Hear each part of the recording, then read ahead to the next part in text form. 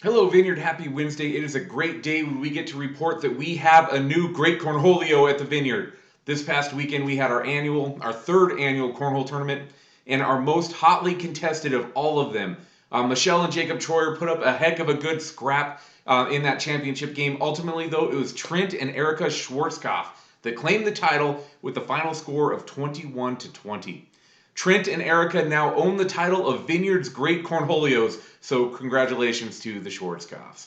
Um, Cornhole is in the book for 2023, which means that we are in that swan song of summertime. Probably the saddest time of the year for me. Our school supply drive in full swing. We have 4 more families that can be taken if you're interested in being a part of this outreach. So check out the table in the lobby to find the envelopes that contain shopping lists and contact information for families that have been nominated to be blessed with school supplies. Now, also on the plane of blessing kids, on August 20th, right after our worship service, we're going to have a meeting for current kids ministry volunteers and all those that might be willing to join the fight for our kids.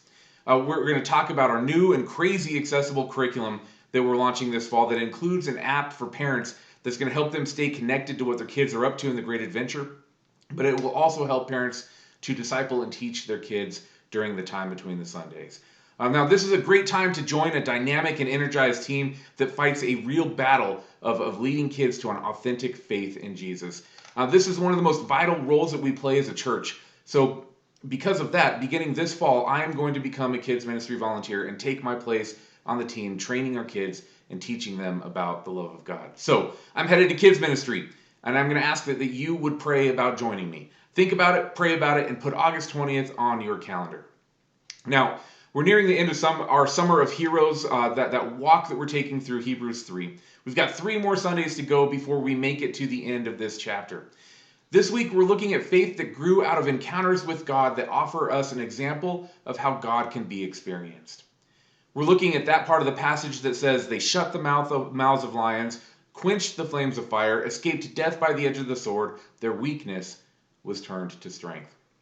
Now, weakness turned to strength is not something that only applies to these Old Testament dudes that made the Hebrews 11 heroes list. This is a new reality for all of those that follow Jesus, and it flows from an encounter with the living God. Paul wrote about it this way in 2 Corinthians. For God, who said, "Let there be light in the darkness," has made this light shine in our hearts so we could know the glory of God that is seen in the face of Jesus Christ. We now have this light shining in our hearts, but we ourselves are like fragile clay jars containing this great treasure. This makes it clear that our great power is from God, not from ourselves.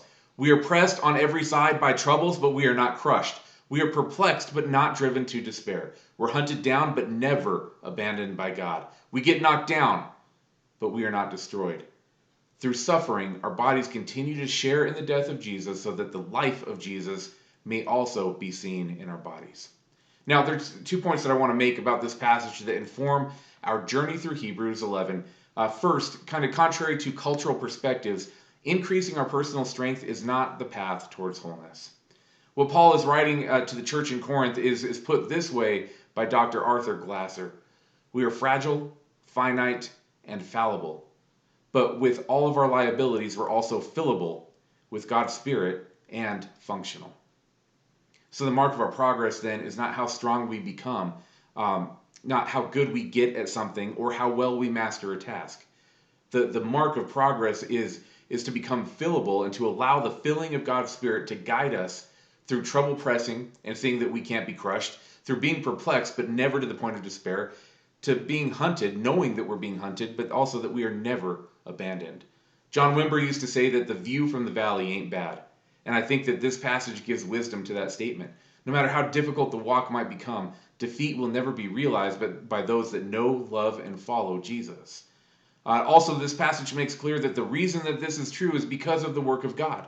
Paul says that the light shines in our hearts so that we would know the glory of God that's seen in the face of Jesus. This suggests to me that an experience is had, that the relationship transcends the intellectual and is firmly placed in the tangible. We will see heroes this week, this coming Sunday, that are able to place their faith in God because they encountered Him in a tangible way, and that encounter informs them about God's faithfulness and His love for them, but also for us. This is a reality that sustains us from their day all the way into ours and beyond. So, Vineyard Heroes, please pray for me. Know that I'm praying for you, and I will see you on Sunday.